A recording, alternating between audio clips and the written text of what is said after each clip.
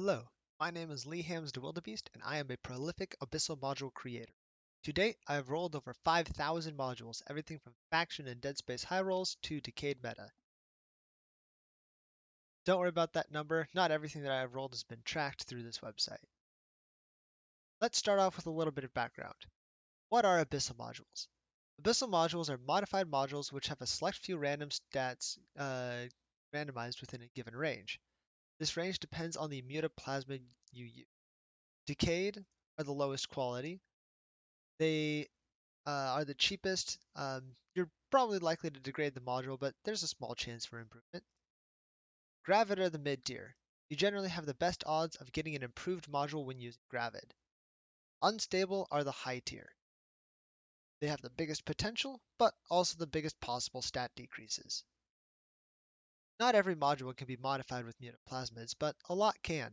Damage mods, propulsion mods, tackle mods, newts, nosses, shield boosters, armor repairs, shield extenders, armor plates, and damage control.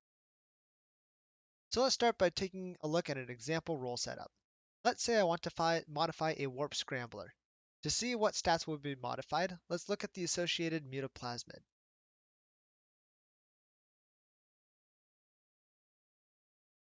As we can see, we have three possible values that we can have randomized for this. We can change the activation cost from doubling it plus 100% to neutral at best or no change. Our CPU cost can increase by 30% or decrease by 15%, we're in that range. And our optimal range can go somewhere between a 10% reduction to a 15% improvement.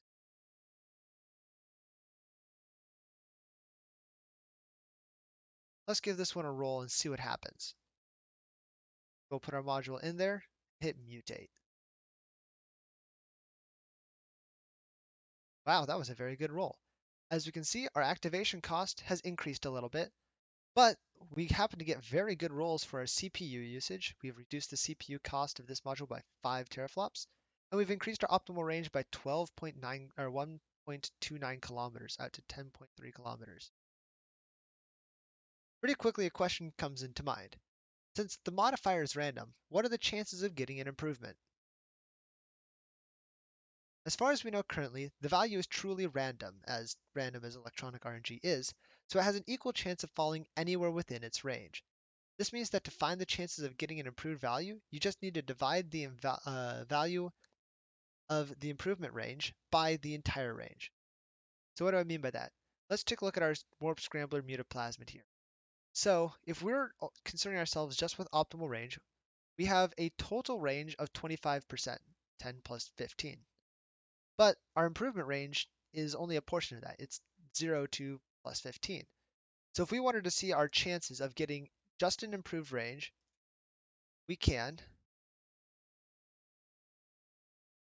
do 15%, our value of our range that is, and divide it by the total range. 0.6 means that we have a 60% chance of getting an improved range. That's not too bad. Let's say we also want to care about our CPU usage. Well, it's got a little bit different range. Minus 30 to plus 15, well, that's a 45% range. Let's take our range of improvement, 15%, and divide it by our total range of 45%. That gives us a net 33.3% chance of getting improved CPU. Well, what about both improved optimal range and improved CPU? To find that, we just have to multiply the individual chances of improving either stat. So we have a 33% chance to improve our CPU range, and we can multiply that by our 60% chance, 0.6, of increasing our optimal range. We get a net result of 0.2, so a 20% chance when rolling a warp scrambler with the gravid mutaplasmid of improving both the CPU and the optimal range. Let's go one level more complicated. Let's say we want to meta up our module. Can we make, say, a T2 module as good as a faction? Well, we can find out. First, let's see how much distance we have to go. Let's compare the stats for a faction scram to a T2 scram and see what we have to gulf. So T2 Warp Scrambler has 9 kilometers of range. The Caldari Navy Warp Scrambler as 10 kilometers.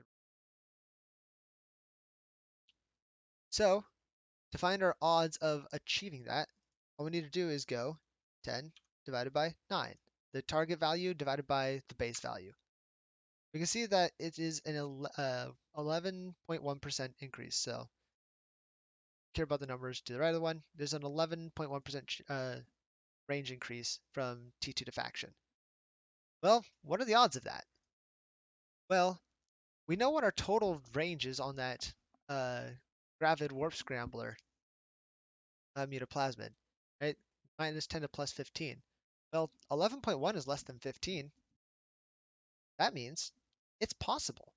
In fact, if you'll remember when I did that example roll, which actually kind of messed with this whole string of events, but I did get 10.29 kilometer range on that. I was able to get greater than faction range by rolling my T2 scram. But what's the odds? Well, we needed 11.1% increased range, and our total range is 25%. All we really need to do is change where our zero level is from 0 to plus 11.1. To do this, we just take our uh, value that we need to achieve, improvement value we need, add it to the range of deficit here, that 10%, and we can see that we would have a 21.1% range that isn't as good as faction. To get the range that is, it's just the total range minus what's not good. So we can see we have a 3.9% range value that will get our scram to be as good as faction. Find the odds. We're just going to divide that, like we did with the other stats, by the total range and see that we get a 15.6% chance. So if we are rolling a T2 warp scrambler with gravid mutaplasmids, we have a 15.6% chance of getting the same stats as faction. Now the next question. Is it worth it? Well, that kind of depends on the prices, right? Currently, a T2 warp scrambler costs about 1.7 million ISK, and a gravid warp scrambler mutaplasmid costs about 3 million ISK. We add those up, we will see that it's about 4.7 million ISK to roll a T2 with gravid. To find out what our expected cost of achieving faction price is, all we have to do is divide the cost of rolling, which is the module plus mutaplasmid, by the decimal version of our odds. So it was a 15.6%, so 0.156. And we can see that if we spent 30.1 million ISK rolling gravid mutaplasmids onto T2 modules, we should expect, on average, long-term average, to get one module with equivalent to or greater than faction range, if that's the only stat we care about. So is that worth it? 30 million ISK? Well, the cheapest faction scram, the Caldari Navy scram, currently costs about 59 million ISK. Wait, that's about double. That's not bad. This would mean that if the only stat we cared about when we were rolling our Abyssal modules was that scram range, it is twice as cost efficient to roll T2 with Gravid than it is to buy faction. Now this doesn't always work out. This only works for this lowest tier scram one, which has 10 kilometer range. If you look for a high tier scram, say one that has 11.25 kilometer range, we can see that that is not achievable. We would need to get a 25% range increase, and even if we went to an unstable, the highest strength scrambler mutaplasmid, we can get at most a 20% range increase. So we cannot make a T2 module as good as the top tier faction, no matter how much we wanted to. But we can do one tick up. We were able to say that we can efficiently get a T2 scram to have the same range or better than the low tier faction scram if range is all we cared about. Of course, there's other stats such as CPU, which do contribute to the value of faction modules, and those are usually unachievable. We cannot get down to 22 CPU from the 36 base on a warp scrambler. It's just too much of a difference. So if you were caring about CPU and range, you're still going to have to go the faction route. But if all you care about is that range, it is more efficient to roll RT2. So these calculations can be used on any mutaplasmid or module combo, although it pretty quickly gets complicated. So far I've stuck to just a module that only gets 3 stats randomized, but people generally care about more than just one of them. Let's take a look at one of those. So a large shield booster has 5 stats that it randomizes: activation cost, cycle time, CPU usage, power grid usage, and the shield bonus, how much it boosts. Well, activation cost is generally pretty important. If you're trying to run a cap stable setup, for instance, if this was to go bad or go higher cap cost, then that's going to break your cap stable setup. That's not good. So we probably want neutral to improved activation cost. And activation time and shield boost bonus, both of those will contribute to the amount of health per second that the module is generating. So if one went up and the other went down, you might have no bonus at all, and you've kind of gotten nowhere. We have 3 stats off the bat, and we kind of care about all of them getting improved. When we care about a bunch of stats getting improved instead of just 1 or 2, it pretty quickly reduces our odds of even just getting neutral stats, let alone improvements. Let's take a quick look at this example. So for this shield booster, we have a 50% range on our activation cost, and 20% of that is an improvement. So 20 divided by 50, we have a 40% chance to neutral or improve our activation cost.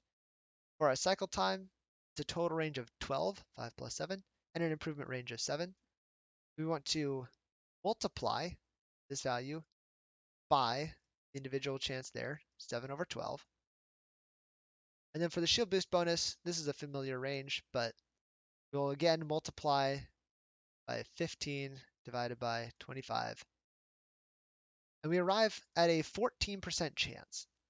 When rolling a gravid large shield booster mutaplasmid, if all we care about is activation cost, cycle time, and shield boost amount, then we only have a 14% chance of them just being neutral, let alone improved. So if you care about a bunch of stats on a module, it's very, very tricky to get all of them, as your odds pretty quickly go against you. So as I was saying, if you have a bunch of stats that you care about, then it's difficult to get. So how do we get around that? That is a bit of a trick known as dump stats. Dump stats is coming to the knowledge or recognition of what really matters on the module that you're trying to roll. Because sometimes you can say, all right, yeah, generally activation cost isn't something that I would want to have go down. But in the fit I'm setting up, I have spare capacitor. So if it does get worse, it's not as bad. So I can kind of let that stat go to whatever it goes to as long as I get my improved shield boost bonus. Well, that's just made our odds a whole lot better, right? Because now we just need to do a 7 out of 12 and a 15 out of 25. So now we're up to a 35% chance of getting what we want if we don't care about that activation cost. That's way better.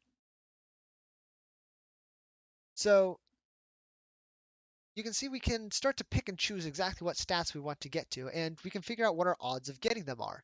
And as we did with figuring out our metaing up, if we can get faction value, we can calculate an expected cost for this, is the cost of rolling a single module divided by the odds of getting what we want. Now, there are a couple of problems with dump stats, of course. They make it so a module is unique to the exact setup you're using. If I have a dump statted large shield booster with really good activation time and shield boost bonus, but just a crushed activation cost, it's only going to work on a ship that has a bunch of spare capacitor. I can't translate this module to something else. So unlike faction modules, which will always hold value because they have all of the stats good, with Abyssal modules, you generally have at least 1, 2, or sometimes even 3 of the stats decreased. You've just identified that they are not important to you, you can let them decrease, and as a result, we've reduced our expected cost of getting that module. So this is how I roll Abyssal mods and why I've rolled so many. The vast majority that I have rolled have been low-cost, efficient rolls with a goal of getting a specific stat range. Compact mods that might have a little extra bit shaved off, which could make or break a fit. T2 scrams and disrupts with extra range that doesn't foot the bill of a faction. Maybe a damage control with a little bit less CPU for use on a hull tank fit, which are notoriously CPU tight. I identify my use case, check the math for estimated costs and chances, and see if it will be worth using an Abyssal module that I roll, or if it's still more worth it to use faction. So There are a couple of exceptions to these rules, of course. As you go to high-end rolling, the expected costs start to vastly exceed the values of mods. When we're playing around in things like this, the expected costs, because they're easy to make, there's lots of modules available, expected costs are fairly parallel to values of mods.